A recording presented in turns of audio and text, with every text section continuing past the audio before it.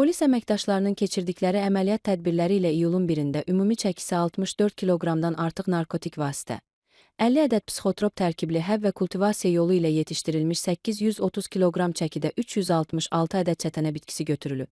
Bu barədə Stop Narkotik Aza Daxili İşlər Nazirliyinin mətbuat xidmətindən məlumat verilib.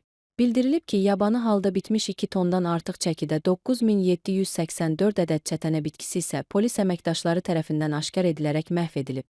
Ölkə ərazisində qeydə alınan 46, əvvəlki dövrlərdən bağlı qalan 23 cinayətin açılması polis əməkdaşları tərəfindən təmin olunub.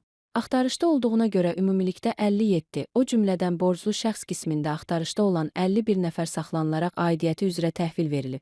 Narkotiklərlə əlaqəli 20, qanunsuz saxlanılan silah-sursatın götürülməsi və aşkarlanması ilə bağlı 5 fakt müəyyən edilib. Paytaxt və Respublikanın ayrı-ayrı rayonlarında 3 avtomat silahı, 2 tapança, 6 qumbara, 2 alışdırıcı, 3 tüfəng, 11 patron darağı və 485 ədəd müxtəlif çaplı patron aşkar edilərək götürülüb.